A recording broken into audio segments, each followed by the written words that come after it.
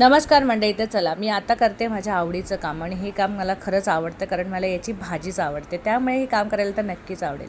तर या दोघीजणी आल्या होत्या मला भेटायला कारण ह्या माझ्या स्टुडंट्स आहेत आणि आता सुट्ट्या लागल्या, त्यामुळे म्हणाल्या चला मीच आपण काहीतरी छान टाईमपास करूया. आणि त्यानंतर बसल्या होत्या, गप्पा गोष्टी सुरू होत्या.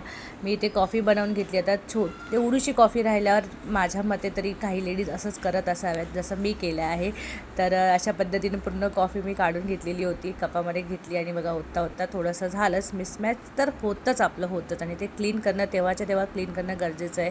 त्यांना कॉफी चहा काही नको होता, त्यामुळे त्यांना छान फ्रूट्स दिले आणि मी त्यांच्यासोबत कॉफी एन्जॉय केली. तर त्या गेल्यानंतर मग मी माझं काम आवरायला घेतलं. आज मंडे होता तर मला मार्केटलासुद्धा जायचं होतं आणि आता आम्ही घरी दोघंच जण आहोत, त्यामुळे म्हटलं चला काहीतरी छान बनवूया जेवायला, कारण की हस्बंड असले की आपल्याला पूर्ण जेवण बनवायचं असतं त्यांच्या काळजीपोटी. आता आम्ही दोघंच होतो, त्यामुळे म्हटलं चला.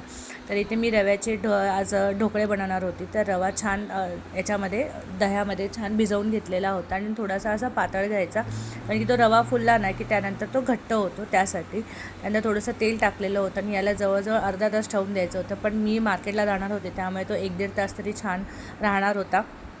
तर अशा पद्धतीने बॅटर बनवून ठेवून दिल्यानंतर तसं तुम्ही इन्स्टंट पण बनवू शकता, पण ठेवल्यावर जरा अजून चांगले होतात. तर मी तयारी केली आणि चला निघाली आहे मी मार्केटसाठी. तर आज आमच्या इथे मंडे मार्केट असतं आणि तिथे सगळ्याच गोष्टी मिळतात, जसं सगळ्याच तुम्हालाही हे सगळे मार्केट माहीतच असेल. तर मला छान अशा काही भाज्या घ्यायच्या होत्या आणि आत्ता तर भाज्यांचा सीझन आहे, त्यामुळे जिकडे तिकडे हिरव्यागार भाज्या. आणि मार्केट म्हटलं की ह्या सगळ्या आर्टिफिशियल ज्वेलरीज आणि बाकी सगळ्या खूप साऱ्या गोष्टी असतात. मला थोडं ऑकवर्ड वाटत होतं शूट करताना, त्यामुळे मी जास्त काही केलं नाही.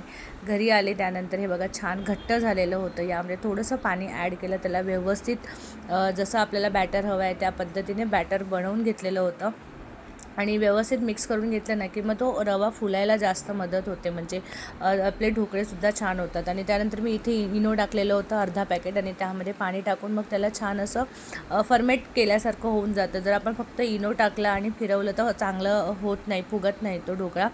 मीही आत्ता या गोष्टी शिकत आहे, तर त्या हिशोबाने त्याच्यामध्ये थोडंसं पाणी ॲड करून जर टाकलं की छान होतं. आणि मी असं परातीमध्ये व्यवस्थित असा माझा ढोकळा आहे ना तो हे करून घेते, म्हणजे शिजवून घेते, कारण की माझ्याकडे असं वेगळं काही पात्र नाही किंवा कुकरमध्ये ठेवण्यामध्ये क्वांटिटी मला कमी वाटते. त्यामुळे मग अशा पद्धतीने केले की पूर्ण ताटामध्ये आमच्या दोघांचं छान जेवण झालेलं होतं रात्रीचं. त्यानंतर भाज्या वगैरे जे काही आणल्या त्या सगळ्या व्यवस्थित काढून घेतलेल्या होत्या, कारण की जेव्हाचं काम तेव्हा करून टाकलं ना की आपलं काम जरा हलकं राहतं. आणि जर आळस केला की तो आळसच होत जातो आणि मग ते दुसऱ्या दिवशीपर्यंतसुद्धा काम होत नाही.